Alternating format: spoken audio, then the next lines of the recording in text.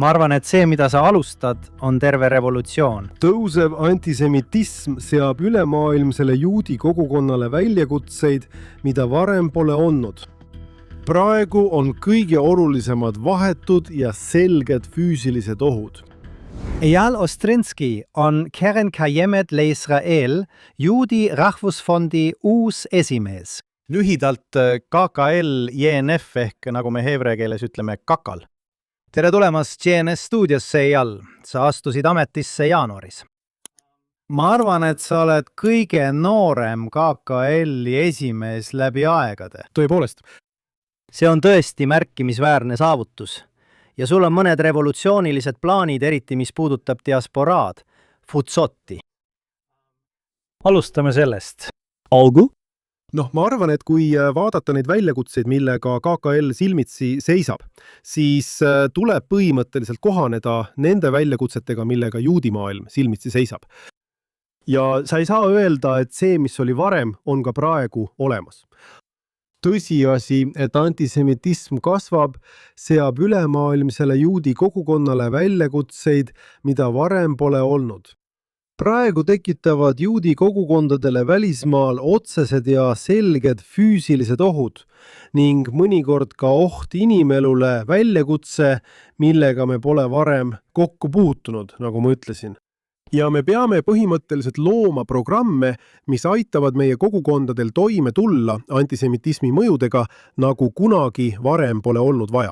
Ja seetõttu kavatseme palju investeerida turvalisusse, juudi kogukondade turvalisusse, kogukonna vastupanuvõimesse ja hädaolukordadeks valmisolekusse. Valdkonnad, kus me pole viimase 5 aasta jooksul olnud nii palju kohal, kui oleks pidanud, ja isegi enne seda. Koos juudi juhtkonna arendamisega juudi kogukondades, noorte liikumistes, ülikoolides ja teistes kohtades, kus vajame tugevat juudi juhtimist, et seista kindlad silmitsi nende väljakutsetega, millega me kokku puutume. Nüüd. Inimesed ütlevad, miks Kachol investeerib märkimisväärseid summasid diasporaasse. Tavaliselt on see vastupidi. Diasporaa annab raha Iisraelile. Põhimõtteliselt on see põhjus, miks me peame praegu diasporaasse investeerima. Tõsiasi, et juudid üle maailma on põhimõtteliselt annetanud need vahendid, mida KKL praegu kasutab, kui ta kasutab Iisraeli maid ja nende tulusid. Need maad ostis ülemaailmne juudi kogukond. Ja praegu peame me tagasi andma. Miks? Sest praegu ei tohiks suhe juutide üle maailma ja Iisraeli vahel põhineda ainult annetustel ja toetusel, mida juudid üle maailma Iisraelile annavad. Iisrael kui juudi rahva riik, kui juudi rahva kodumaa peab praegu seisma. Juudi rahva, juudi kogukondade kõrval üle kogu maailma ja aitama neil toime tulla oma väljakutsetega, mis on viimastel aastatel tohutult kasvanud. Nii et praegu peame seda tegema. Ja üks suurimaid väljakutseid, nagu te teate, alates 7. oktoobrist on kasvav antisemitism üle kogu maailma. Ja te olete otsustanud ka selle probleemiga tegeleda. Kuidas? Esiteks oleme 2-kordistanud iga-aastase eelarve summa, mida investeerime antisemitismi vastu võitlemisse ja juhtide arendamisse ülikooli linnakutes. Praegu on juutide jaoks kogu maailmas õhkkond kõige raskem. Oleme suurendanud toetust 3 miljonilt seeklilt aastas 6 miljonile seeklile aastas. Lisaks sellele teeme veel 2 asja. Esiteks, hakkame tugevalt investeerima juudi organisatsioonide pingutustesse võidelda antisemitismi vastu ning arendada juudi juhtimist ülikooli linnakutes ja mujal. Me kavatseme investeerida umbes 10–20 miljonit seeklit juudi organisatsioonide toetamiseks, kes sellega tegelevad. Ja teiselt poolt hakkame me ehitama. Me kaalume partnerluse loomist juudi agentuuriga, et moodustada ülemaailmne juudi turvalisuse, kogukonna vastupidavuse ja hädaolukordadeks valmisoleku keskus. KKL investeerib igal aastal umbes 20 miljonit seeklit, et teha koostööd juudi kogukondadega üle maailma, seal, kus on umbes 200 või rohkem juuti. Ja neid ja nende juhtkonda tuleb aidata, et nad oleksid teadlikumad, paremini ettevalmistatud ja valmis nendele väljakutsetele vastu astuma. Need on need asjad, mida me praegu kaalume. Mida me praegu teeme, kui räägime antisemitismi mõjudega tegelemisest? Nüüd lähme tagasi Gatšoli algse missiooni juurde, kui soovite, mis on keskkonnaorganisatsioonina suurim keskkonnaorganisatsioon Iisraelis. Ja muu hulgas investeerite palju raha ning teil on suur eelarve. Ja parandage mind, kui ma eksin, aga Kaholile kuulub 13% Iisraeli maast. Te investeerite ja aitate arendada ning üles ehitada kogukondi, mida on nüüd 7. oktoobri sündmused mõjutanud, eriti põhjas ja lõunas.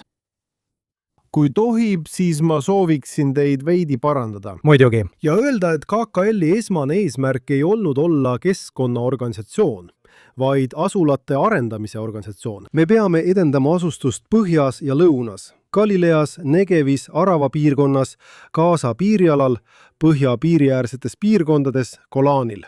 See on meie peamine eesmärk ja põhieesmärk. Lisaks sellele on meie teine eesmärk olla Iisraeli riiklik metsateenistus. Ja kolmas on, ütleme nii, olla keskkonnaorganisatsioon. Esiteks tahtsin öelda, et kui ma ametisse astusin, pidin mõtlema, kuhu KKL peaks liikuma. Ja ma ütlesin, et peame oma jõupingutused uuesti suunama nendele põhieesmärkidele. Ja me peame tegema strateegilisi plaane, et investeerida põhja ja lõunasse. Me peame tugevalt investeerima oma metsadesse, suurendama nende hektarite arvu, mis on põhimõtteliselt mõeldud metsanduseks. Ja nende sees peame istutama rohkem puid ning looma rohkem infrastruktuuri, et avalikkus saaks meie metsi külastada. Kõik need on meie põhieesmärgid metsanduses. Ja asulatest, millest ma rääkisin. Me peame samuti investeerima veehoidlatesse, et toetada põllumajandust põhja- ja lõunapiiril. Me peame samuti investeerima kliimamuutustega seotud tegevustesse omavalitsustes ja meie metsades. Ja kõik need on praegu meie peamised eesmärgid koos juudi haridusega, nagu me oleme rääkinud investeerimisest diasporaasse ja juudi hariduse edendamisse Iisraelis. Need on meie selle ametiaja peamised fookusvaldkonnad. Ja kuidas on 7. oktoober seda mõjutanud? Alates 7. oktoobrist on pingutused põhjas ja lõunas muutunud palju rohkem. Peaksin ütlema vahetu mõju ja vahetu vajadus, mis tähendab, et KKL peaks ja peab olema olemas nende kogukondade jaoks, keda 7. oktoobril tapeti, rööviti ja hävitati. Me peame aitama neil uuesti üles ehitada. Me peame aitama neil ümber asuda ja piirkonda taas arendada ja nii edasi. Ja põhjapiiril ei ole sõda lõppenud isegi viimastel nädalatel. See kestab endiselt. Alates 7. oktoobrist on põhjaosa olnud rakettide, juhitavate rakettide ja muu sellise sihtmärk Hezbollah poolt. Ja see kestis kuni mõne nädala taguseni. Nii et nendes piirkondades tegeleme me taastamistöödega. Oleme otsustanud investeerida 75 miljonit seeklit Nir-Oosi ümberarendusse ja taasasustamisse lõunas. 30 miljonit seeklit Manarasse põhjas, 115 miljonit seeklit kõikidesse kibutsitesse ja mošaavitesse põhjapiiril, mida Hezbollah sihtis nii kaua, kui nad seda tegid. Ja oleme investeerinud otse nende asulate abistamisse ning sealsete omavalitsuste toetamiseks strateegilistesse projektidesse, et aidata neil uuesti üles ehitada. Samuti oleme investeerinud Kfar Aza elanike paigutamisse, Ruhamasse, ajutistesse majadesse ning praegu aitame neid Kfar Azas. Ja oleme andnud igale neist 13 või 14 punasest asulast Gaza ümbruses, mida Hamas kõige rohkem ründas. Iga ühele neist oleme rajanud uue elurajooni ja toonud ajutised majad, et majutada noori, täiskasvanuid ja gruppe, kes soovivad sinna piirkonda tulla ja asuda elama.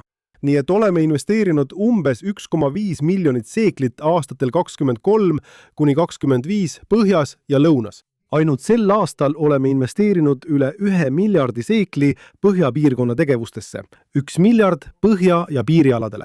Ja ma arvan, et põhimõtteliselt teeme seda, mida peame tegema nende kogukondade jaoks, keda see kõige rohkem mõjutas ja kes on olnud meie põhiväärtuste ja missioonide osa juba enne 7. oktoobrit.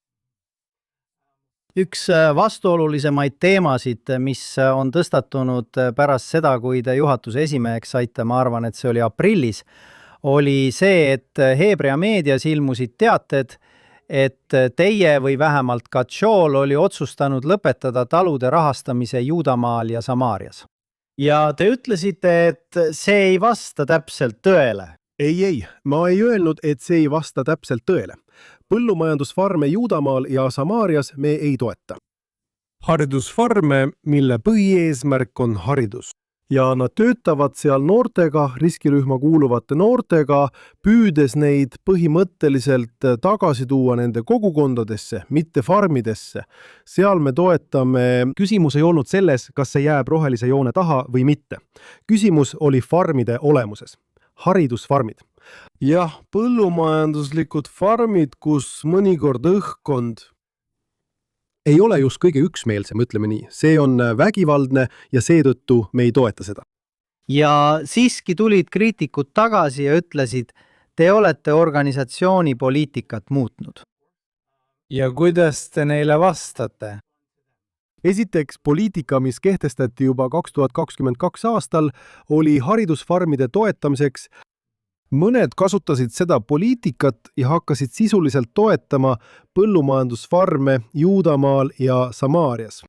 See ei olnud aga see, mida me tegelikult teha tahtsime. Me lõpetasime selle tegemise, kui Bideni administratsioon kehtestas mõnedele neist farmidest sisuliselt sanktsioonid. Nii et me lõpetasime. Ja selleks, et pingutusi uuendada, oleme kokku leppinud, et see toimub ainult õppefarmides, mis moodustavad väikese osa farmidest, mitte aga põllumajandusfarmides, sest see ei olnud see, mida me teha tahtsime. See ei ole ka meie põhieesmärk. Nii et las ma veel kord GNS-i lugejate ja ka vaatajate huvides, kes ei pruugi selle arutelu üksikasju mõista, selgitan. Aga sa oled olnud tööpartei esindajana selles ametis 2,5 aastat. Ja siis järgneb sulle Likuudi esindaja. Ma ei esinda tööparteid. Ma esindan kogu liberaalset blokki. Aga kas sind valiti tööpartei kandidaadiks või mitte? Ei. Ma esindan kogu liberaalset blokki kokkulepitud kandidaadina. See ei ole nii, ma ei esinda ühtegi konkreetset parteid.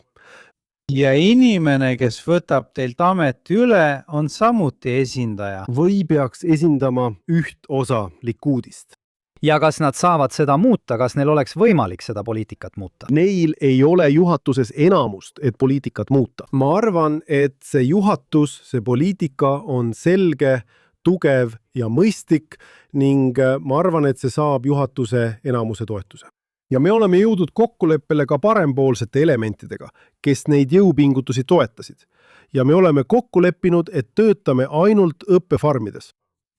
Nii et KKL-i juhib juhatus, kus on umbes 37 inimest. Ma pean ütlema, et see on suurim juhatus üheski Iisraeli ettevõttes. Ja see esindab inimesi kogu sionistliku spektrist, mis tähendab, et seal on esindajad nii usklikest kui ka usklikest sionistidest. Väike Smotric'i partei paremalt poolt kuni Meretsi ja tööparteini, mida nüüd nimetatakse demokraatideks, vasakul. Ühel pool ultraortodoksid haaredid, teisel pool reform ja konservatiivne juutlus. See on väga mitmekesine juhatus ja seetõttu ka väga keeruline juhatus. Ja just sellepärast püüan ma mitte teha asju, mis jäävad konsensusest välja ning keskendun pigem konsensuslikele teemadele. Ja me töötame väga kõvasti nende teemade kallal, kus me ei ole ühel meelel, et jõuda lahendusteni, mis esindavad konsensust. Nii et jällegi, ma olen Katsali kajastanud juba palju aastaid ja mulle tundub, et see, mida teete, on üsna revolutsiooniline. Sa alustad noore mehena, 2 lapse isana, nagu sa ütlesid. Ma arvan, et sa oled 40, said juunis 42. Mazaltov, aitäh! Ma arvan, et see, mida sa alustad, on tõeline revolutsioon selles väga vanas organisatsioonis, kuhu me kõik oleme kunagi panustanud. Tead, me panime sinu jaoks raha INF-i annetuskastidesse ja ma ei ole kindel, kas need on veel maailmas olemas. Muidugi on need olemas. aga praegu kasutame neid pigem suveniiridena. Nüüd püüame pöörduda kogu maailma juutide poole ja öelda, uuendame seda sidet, ütleme näiteks. Annetate raha puude istutamiseks Iisraelis $36–54 mõne puu eest, võib-olla kuni $90. Me tahame suurendada sidet, mitte annetusi saada, vaid luua seose, sügava ühenduse KKL-i ja ülemaailmse juutkonna vahel, näiteks puude istutamise kaudu. Aga kui vaadata suuremat pilti, siis milline on sinu visioon oma laste Iisraeli ja KKL-i jaoks? Esiteks tahan ma rääkida revolutsioonist, mida ma põhimõtteliselt ellu viin. Et see ei ole revolutsioon selles mõttes, et KKL on teinud viimastel aastatel suurepärast tööd. Seega on KKL oluline organisatsioon. Siiski oli meil mõningaid probleeme oma mainega, mõningaid probleeme tõhususega, mõningaid probleeme keskendumisega oma põhiväärtustele, sisule ja põhiülesannetele. Ja see ongi see, mida ma püüan teha. KKL-i maine taastamise plaan.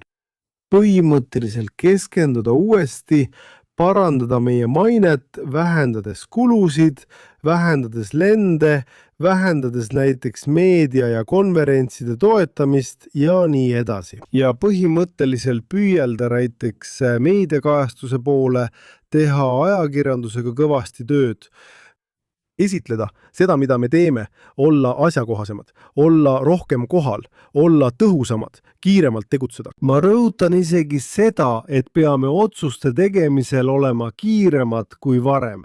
Ja see ongi see muutus, mida ma püüan tuua KKL-i. Ja ma arvan, et noore inimesena on mul eelis, et ma ei ole vanade arusaamade vang. Ma tahan tuua uusi arusaamu sellest, mida me teeme, kuidas me teeme, kui kiiresti me teeme ja kuidas me seda avalikkusele esitleme. Ja ma arvan, et viimase 6 kuu jooksul oleme alustanud teekonda, mis viib KKL-i palju parematesse kohtadesse. Ja loodetavasti avaldab see mõju ning toob meie organisatsioonile avalikkuse silmis positiivse muutuse. Ma mõtlen, et hea näide, ma ei tea, kas sa oled sellega nõus, on see, et hiljuti avasid sa uue metsakeskuse koos kohviku ja väravaga. Kas sa tahaksid sellest rääkida? Jah, nagu ma sulle ütlesin, me püüame tuua avalikkust metsa. Nüüd, kus see on kõige olulisem, on piirkondades, kus pole ookeani, merd ega randa ning kus metsad on inimeste peamised looduslikud tõmbekohad. Ja Jeruusalemmas ning Mate Jehuda koridoris ja selle piirkondades avaldub see selle olemuse kõige puhtamal kujul. Ja see tähendab, et kui me arendame Jeruusalemma ümber rohevööndi, siis me anname avalikkusele koha, kuhu minna puhkama, lõbutsema põhimõtteliselt lihtsalt. Tead, lihtsalt. Tunda õhku teistmoodi. Nüüd Jat Kennedys, mida me tegime, oli see, et me uuendasime kogu ala, aga me rajasime sinna koha peale ka kohviku. Ja kohvik kutsub põhimõtteliselt inimesi tulema. Inimesed tulevad mitte ainult metsa pärast, vaid ka kohvi pärast. Ja koos metsaga moodustab see tervikliku tõmbekoha. Ja me teeme seda ka Satafis, me teeme seda Barbacharis, me teeme seda mitmes kohas, kus me nimetame neid metsakeskusteks. Metsakeskusteks, et inimesed saaksid tulla, nautida kohvi koos perega ja nii edasi ning siis jätkata või alustada metsas ning hiljem kohvikutes mõnusalt aega veeta. See toob inimesi metsa ja annab meile imelise õhkkonna, mida inimestele pakkuda. Jah, lihtsalt neile, kes ei tea, Jat Kennedy on Kennedy mälestusmärk. Selle annetas JNF Ameerika Ühendriikidest, tollal USA-st, aga praegu arendab KKL Iisraelis, globaalne KKL, kogu seda piirkonda avalikuks kasutamiseks uuesti välja. Nii et mis aastal KKL asutati? 1901. Me tähistame sel aastal 125. sünniaastapäeva. Nii et ma lähen tagasi oma algse küsimuse juurde ja teen sellest viimase küsimuse. Mis on teie nägemus tulevikust? Loodetavasti tahan, et KKL oleks olemas. Et KKL-i tajutaks, nagu te ütlesite, suurima keskkonnaorganisatsioonina, aga ka suurima asulate arendamise organisatsioonina põhjas ja lõunas, väljaspool Iisraeli valitsust ja Iisraeli valitsuse kõrval. ja suurim organisatsioon, mis toetab juudi haridust ja sionistlikku haridust kogu maailmas, nii Iisraelis kui ka diasporas. Ma tahan kaasata kõik need inimesed, need, kes naudivad metsi, inimesed põhjas ja lõunas ning maapiirkondades Iisraelis. Ja juudid üle kogu maailma teavad, et KKL on nende jaoks kõige asjakohasem ja alati olemasolev organisatsioon, ükskõik, kus nad meid vajavad. Suur tänu teile ja soovime teile selles väga suures missioonis kõike head. Aitäh! Tazar Talaba. Oli tore siin olla.